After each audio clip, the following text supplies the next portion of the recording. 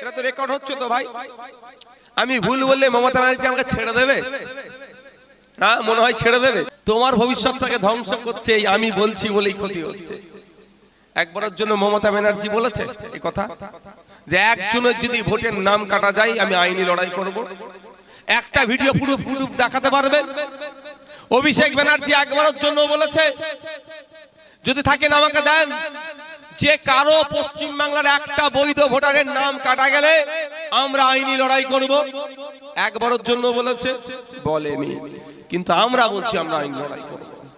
তাহলে আমাদেরকে যারা মারছো আমরাই তোমার ভোটাধিকার বাঁচানোর লড়াই করছি।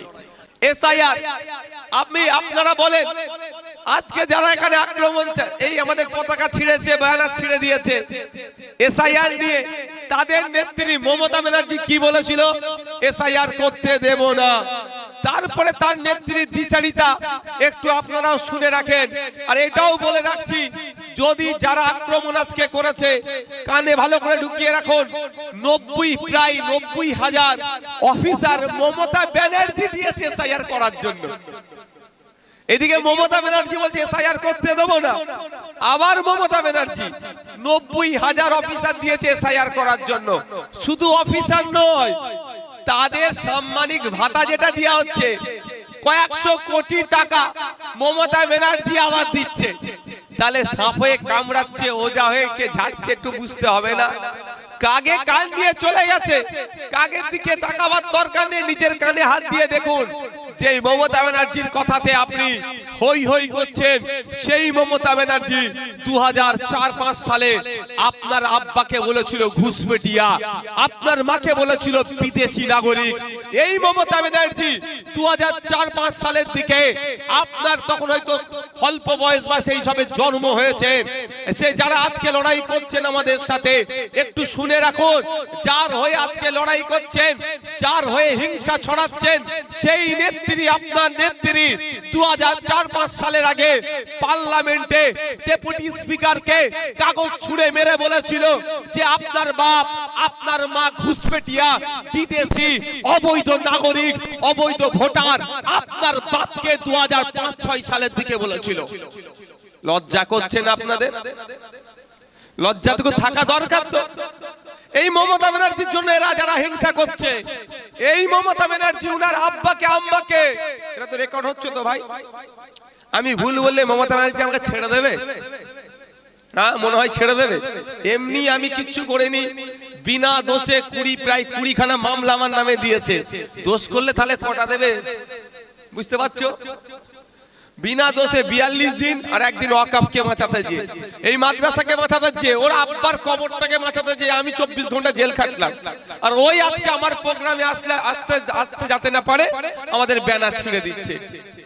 কত ভালো ছেলে বুঝতে হবে, এর দোষ নাই, এর মাথায় যেমন ভাবে ঢুকানো হয়েছে ও নিচ্ছে সেটা। আমি এর বিরুদ্ধে আমি একে দোষিত করছি না, কিন্তু আমি আজকে শোনাতে চাইছি যে ভাই তোমার ট্রাকটা ঠিকঠাক আছে তো? তুমি যে রাস্তায় আছো ঠিক রাস্তায় আছো কি ভুল রাস্তায় আছো? দেখো তুমি কার জন্য লড়াই করছো।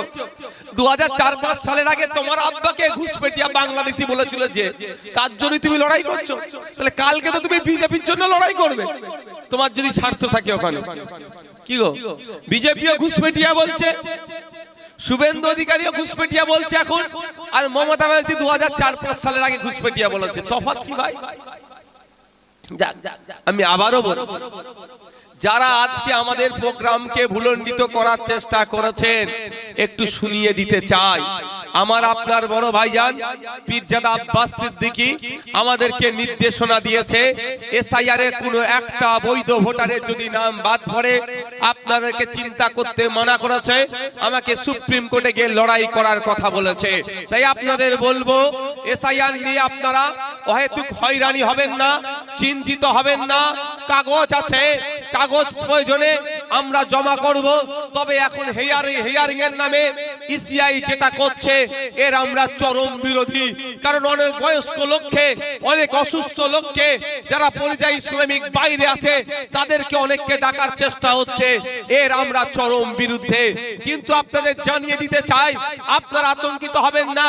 আমার একটা এমএলএ এর ক্ষমতা অনুযায়ী আমি লড়াই করছি। আগামী দিনে যদি বা বিগত দিনে যদি আমার কাছে একাধিক এমএলএ থাকতো, নিশ্চিতভাবে আপনাদের দায়িত্ব নিয়ে বলছি, এই হিয়ারিং এর নামে যে সাধারণ মানুষকে পেরেশানি করা হচ্ছে, এটা আমরা বন্ধ করে দিতাম দায়িত্ব নিয়ে। কিন্তু ভাই তোমরা কোন দিকে যাবে? এর মধ্যে কেউ ঢুকো না, বাসের উপরে থাকবে। কি বলছি বুঝতে পারছেন? একটা এমএলএ কি করব, সেই জন্য আপনাদের কি বলছি, আমি হিয়ারিংটাকে এরকম ভাবে বন্ধ করতে পারছি না। একাধিক থাকলে তখন বন্ধ করে দিতাম এই সিস্টেমটা। হিয়ারিং হোক, বয়স্ক লোক ভাই যাচ্ছে গিয়ে মারা গেছে, হিয়ারিং করিয়ে ফিরতে ফিরতে মারা গেছে, 80 বছরের বৃদ্ধা, তাকে হিয়ারিং এ ডেকেছে। কেন হিয়ারিংটা বাড়িতে গিয়ে করা যেত না ভাই? ভোটের সময় অসুস্থ লোকের বাড়িতে গিয়ে ভোট চাওয়া হয়তো, হিয়ারিংটা তো বাড়িতে গিয়ে করতে পারতো, সেটা করলো না কেন? এটা আমরা আটকাতাম। তারপরেও আমি আপনাদের কথা দিয়ে যাচ্ছি, ভয় পাবেন না। ফেব্রুয়ারি মাসে ফাইনাল লিস্ট পাবলিশ হবে। যদি দেখেন আপনার এলাকার কারো নাম বাদ পড়েছে, ভয় খাওয়ার দরকার নেই, ঘাস মারা ওষুধ খাওয়ার দরকার নেই, গলায় দড়ি দিয়ে দেখছি সব ভয়ে আতঙ্কে ঝুলে যাচ্ছে, সুসাইড করার কোনো প্রয়োজন নেই, নিশ্চিন্তে থাকুন। আপনাদের আমি কথা দিয়ে যাচ্ছি, আমাকে প্রতি শুক্রবার আমি বাড়িতে থাকি, শুক্রবার যদি আপনারা যেতে পারেন দেখা হবে, না যাওয়া না গেলেও কোনো অসুবিধা নাই। এই অঞ্চলের নেতৃত্ব যারা আছেন, যারা অঞ্চল নেতৃত্ব আছে, সাথে সাথে আমাদের পিয়ারুল ভাই আছে, আপনাদের যদি বুথের কারো নাম বাদ পড়ে, আপনারা সাথে সাথে এই অঞ্চল নেতৃত্ব পিয়ারুল ভাইদেরকে আপনারা যোগাযোগ করবেন। আপনাদের হাতে যে রিসিভ কপিটা আছে তার জেরক্স পাঠিয়ে আমার কাছে পৌঁছে দেবেন। নিশ্চিন্তে নাকে তেল দিয়ে ঘুমাবেন। বাকি কাজ আপনাদের খামচিহ্নর বিধায়ক আছে ভাঙড়ের, সে দেখে নেবে, আব্বাস ভাইজান আছে দেখে নেবে, খামচিহ্ন আছে দেখে নেবে, নওশাদ সিদ্দিকী আছে দেখে নেবে, ইন্ডিয়ান সেকুলার ফ্রন্ট আছে দেখে নেবে। এতটুকু মাথায় রাখবেন, কারো আশীর্বাদে কারো অভিশাপে আপনার ভোটাধিকার কাটাও যাবে না, আপনার নতুন লিস্টে নাম উঠবে না। আপনার ভোটাধিকার থাকবে বা ভোটাধিকার কাটবে আর্টিকেল 326 এর বলে অবৈধ ভোটার, শিফটিং ভোটার বা অ্যাবসেন্ট ভোটারের নাম কাটা যাবে। কোন বৈধ ভোটারের নাম কাটার ক্ষমতা ইলেকশন কমিশন অফ ইন্ডিয়ার নাই। কারণ আর্টিকেল 326 সংবিধানের অনুচ্ছেদ 326-এ বলা হচ্ছে প্রতিটা ভারতীয় 18 বছরের ঊর্ধ্বে প্রত্যেকের ভোটদানের স্বাধীনতা আছে, তারা ভোট দেওয়ার জন্য অ্যাবেল। সুতরাং যদি কোনো ভারতীয়র এই আর্টিকেল 326 এর অধিকার কেড়ে নেয়, আপনার পাশে রাজ্য সরকার থাকুক আর নাই থাকুক, আপনার পাশে কেউ থাকুক আর নাই থাকুক, আপনার পাশে খামচিহ্ন থাকবে, নওশাদ সিদ্দিকীরা থাকবে, আব্বাস ভাইজানের আপনাদের পাশে থাকবে, আপনারা নিশ্চিন্তে থাকবেন। এটা শুধু কি আইএসএফ এর জন্য নাকি? আমি কথা বলে যাচ্ছি, আর গত রাত থেকে যারা আইএসএফ এর ব্যানার ছিঁড়েছে, আইএসএফ এর পতাকা ছিঁড়েছে, আইএসএফ এর ছেলেদেরকে গালাগালি করেছে, আইএসএফ এর ছেলেদেরকে ঠেলাঠেলি করেছে, আইএসএফ এর ছেলেদেরকে মানসিক শারীরিক ভাবে অত্যাচার করেছে, তাদেরকেও বলে যাচ্ছি কানটা খাড়া করে একটু শুনে রাখুন। এই মূল্যবোধের রাজনীতি আইএসএফ করে, হিংসার পরিবর্তে হিংসার রাজনীতি করে না। কেউ চোখ তুলে নেওয়ার পরিবর্তে যদি চোখই তুলে নেওয়া হয়, পৃথিবীতে একদিন অন্ধে ভরে যাবে। সুতরাং আমরা ওই রাজনীতি করি না। আমি আজকে এখান থেকে বলে যাই, যে ভাইয়েরা আমাদেরকে ডিস্টার্ব করলো, সেই তৃণমূলের ভাইদেরও বা তার পরিবারের কারো যদি এসআইআর এর নাম কাটা যায়, কিন্তু অবৈধ পন্থা অবলম্বন করে নাম কেটেছে, আমি আপনাদের কথা দিয়ে যাচ্ছি, সেই ভাই আমাদের সাথে যদি গোপনে যোগাযোগ করে, সেই ভাইয়ের হয়েও নওশাদ সিদ্দিকী সুপ্রিম কোর্টে আইনি লড়াই করবে। আজকে এটা বলে যাচ্ছি আমি। আমরা অন্যদের মতো রাজনীতি করি না, মেরেছে মারো এই রাজনীতি করি না। আমরা মূল্যবোধের রাজনীতি করতে চাই, সৌজন্যতার রাজনীতি করতে চাই, আমরা হিংসা মুক্ত সমাজ ব্যবস্থা চাই। তাহলে মাথায় থাকবে তো, যদি যারা আজকে হিংসা করেছে, গতকালকে হিংসা করেছে, তাদের পরিবারেরও যদি কারো এসআইআর এর নাম কেটে যায়, তাদের দল তার পাশে দাঁড়াক আর নাই দাঁড়াক, আমরা প্রস্তুত আছি তার হয়ে আইনি লড়াই করার জন্য। তারপরেও আইএসএফ কে তোমরা মারো। মারতে কে বলেছে? দাদা বলেছে।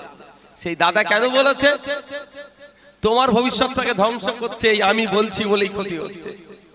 একবারের জন্য মমতা ব্যানার্জি বলেছে এই কথা, যে একজনের যদি ভোটের নাম কাটা যায় আমি আইনি লড়াই করব? একটা ভিডিও পুরো দেখাতে পারবেন? অভিষেক ব্যানার্জি একবারের জন্য বলেছে, যদি থাকেন আমাকে দেন, যে কারো পশ্চিম বাংলার একটা বৈধ ভোটারের নাম কাটা গেলে আমরা আইনি লড়াই করব, একবারের জন্য বলেছে বলেনি, কিন্তু আমরা বলছি আমরা আইনি লড়াই করব। তাহলে আমাদেরকে যারা মারছো আমরাই তোমার ভোটাধিকার বাঁচানোর লড়াই করছি।